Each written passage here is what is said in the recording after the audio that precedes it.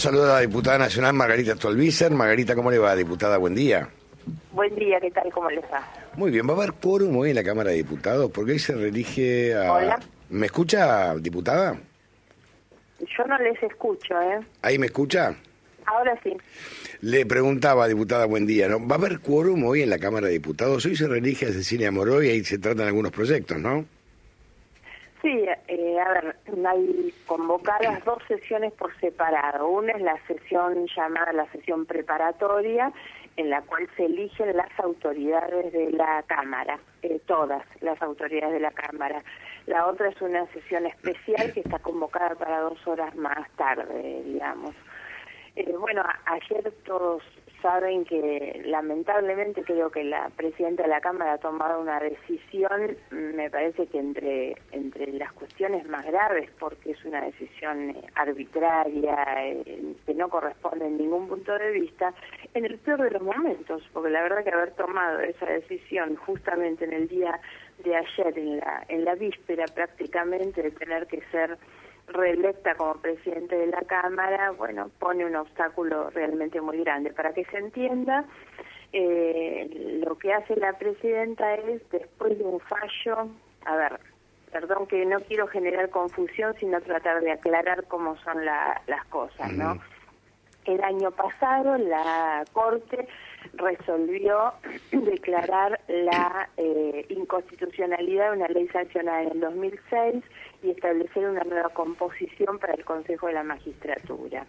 A partir de ahí, el Consejo tenía que volver a tener el número que había tenido con anterioridad de 20 miembros para resguardar el equilibrio entre todos sus componentes. El equilibrio es una condición que la Constitución establece, que es equilibrio entre los estamentos que componen el Consejo de la Magistratura, que son los jueces, los magistrados, o sea, los representantes del Poder Judicial, los representantes del poder, digamos, del sector académico de los abogados y los representantes del sector de la política. Se generó un conflicto que fue muy público a partir de una trampa que hizo el oficialismo en el Senado, que fue dividir su bloque de senadores del Frente de Todos en dos, para quedarse con los 2 lugares que le deberían corresponder, uno a la mayoría y uno a la minoría. A partir de ahí se desató una acción judicial establecida por la oposición, en particular por quienes sostenían que el senador juez de la oposición es quien tenía que ir. La Corte ordenó al Senado que tenía que ir el representante de la oposición.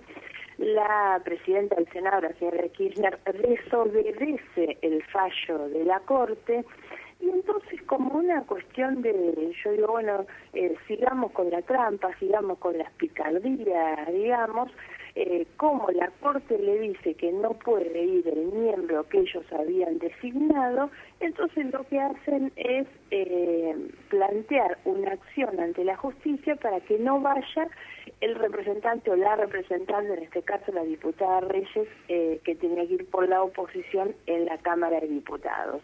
Consiguen un fallo de un juez que hace muy poquitos días dio marcha atrás, ordenó que no sea la representante del radicalismo quien vaya al Consejo de la Magistratura, pese a que ya había sido designada por la Cámara de Diputados, por el acuerdo de la Cámara de Diputados, que designó tanto a los representantes del oficialismo como de la oposición. Este juez dijo eso y la presidenta de la Cámara en el día de ayer, haciendo lo que corresponde, en principio hizo una apelación diciéndole al juez, no, si yo la nombré y está nombrada en condiciones que corresponden, pero lamentablemente en el mismo momento toma la resolución, que es decir, no van a asumir hasta que no se resuelva. Lo que quiere decir, planchamos la integración del Consejo de la Magistratura, o sea, no cumplimos una vez más con los fallos, no cumplimos ni con la independencia que tienen que tener los poderes. Bueno, lamento todo este relato largo, pero era para entender que nos ha puesto en una situación a todos los demás que realmente tener que ir a elegir a una presidenta que en el día de ayer hizo lo que hizo Cecilia Moró, bueno, obviamente que nosotros vamos a deliberar ahora nomás en un ratito para ver cuál va a ser la actitud que tomemos. Ahora, diputada, a mí me parece que se entromezca la justicia, tenga una intromisión en lo que es el artículo 66 de la Constitución que establece que el reglamento lo fijan ustedes. Me parece que no tiene ninguna razón de ser, es una locura. Exactamente. Porque realmente lo fijan los diputados y senadores, y ya está. Claro. Guste o no guste, es así, es la rosca política, y gusta o no gusta. Exactamente. Esto es un fenómeno de doble vía que existe desde hace mucho tiempo y que realmente afecta mucho el funcionamiento de las instituciones democráticas y republicanas, que es la judicialización de la política o la politización de la justicia. Totalmente de acuerdo, un disparate. Exactamente, ambas cosas. Totalmente de acuerdo, porque esto termina generando, cuando la política entra a tribunales, la justicia se escapa por la ventana y la justicia entra al Senado y se arma un desastre. No tiene ninguna razón de ser. Exactamente. Porque esto es permanentemente amparos y amparos. Yo creo que es un momento que me parece a mí que la política, los políticos que tienen el voto popular, el mandato del pueblo, tienen que sentarse a dialogar, porque la sociedad está pasándola muy mal. Bueno, esa es la otra lectura que tenemos que hacer. Yo digo, no puede ser que andar corriendo atrás de, a esta altura, lo que a mi juicio es una obsesión casi patológica de parte de la señora Kirchner, que es la que termina orientando todo lo que termina haciendo el Frente de Todos en un contexto de una Argentina realmente tan sufriente, con tantas angustias, con tantos problemas para resolver. La verdad, el gobierno debería estar ocupándose de eso y no de ver cómo jorobamos a la justicia, cómo molestamos a la justicia.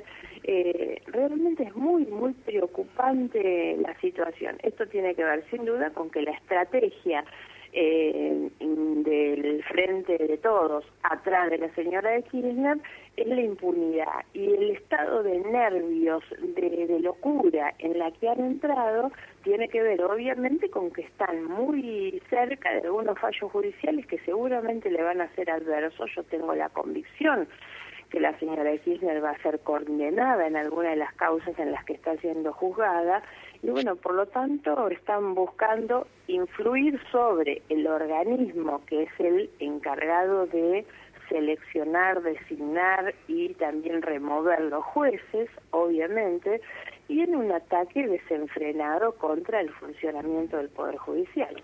La sensación que uno tiene desde afuera es que hay una puja por a ver quién se queda con el control de la justicia. No la incluyo usted, porque usted en este sentido siempre ha sido muy republicana, pero me parece que hay una puja entre un sector del PRO y un sector del kirchnerismo o del Frente de Todos para quedarse con el control, el dominio de la justicia.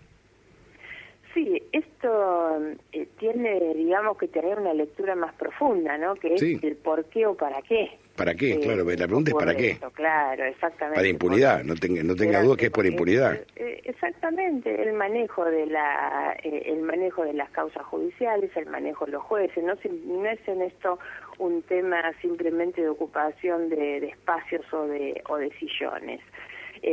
Pero, digamos, hoy quienes están en el gobierno es el Frente de Todos y la verdad es que yo no puedo endosar o poner en la misma condición al PRO frente a esta situación. Tenemos que tratar además, esto es un tema que hemos conversado con ustedes también, Argentina tiene que salir de esta situación de grieta, de confrontación permanente, de pelea por todo, de descalificación del otro simplemente porque está en la vereda de enfrente, porque todo esto que es rentable en términos electorales, y por eso yo veo que los discursos cada vez más duros terminan siendo rentables en términos electorales, porque tenemos una sociedad lamentablemente muy polarizada, pero todo esto es lo que nos hace a la Argentina un país cada vez menos creíble, menos confiable, menos previsible. Por lo tanto, es un país donde la gente termina no invirtiendo porque andamos a los altos y la inestabilidad económica es también el resultado de la inestabilidad política. No, y eso es un acuerdo que tenemos que firmar medios de comunicación, periodistas y políticos, claro. Porque nosotros los periodistas y los medios tenemos una gran responsabilidad también en esta grieta. No tengo ninguna duda. Pero una gran responsabilidad, ¿eh? Y luego haciéndome cargo del lugar que ocupo. Tenemos también, una gran responsabilidad. Y también con otro problema que tenemos, que es la superficialidad, la banalización del debate público. El periodismo es el que tiene que estar exigiendo a la política darle más sentido y más profundidad al debate. O sea, discuto con el de enfrente tratando de demostrar que soy mejor, no que el otro es malo, o tratando de descalificarlo, de decir cualquier cosa del otro. El insulto como práctica, el insulto es el resultado de la falta de ideas en realidad. Y el periodismo es el que tiene que forzar otra discusión y no ayudar a profundizar esa grieta. Cuando se convoca es para discutir exactamente qué es lo que proponemos, qué es lo que queremos hacer, qué es lo que vamos a hacer, y no ver cuánto insultamos al otro. Termina siendo más rentable insultar a los que no insultamos directamente ni nos invitan. Ese es el problema también. Es verdad lo que está diciendo, porque por ejemplo yo veo, y disculpe, voy a dar un nombre, a Milei, que cuanto más insulta más lo invitan. Y me parece un disparate. Claro. Sí, exactamente. Por eso decía, la grieta, la polarización, la confrontación, el insulto, son más rentables porque tenés más público, más difusión. Y más rating. Claro, más rating. Y lamentablemente eso es lo que vamos instalando en el país, ¿no? Un país de grieta, pero es un país cada vez menos previsible, menos confiable, ¿no? Le mando un saludo grande, diputada, gracias, ¿eh? Gracias por la comunicación.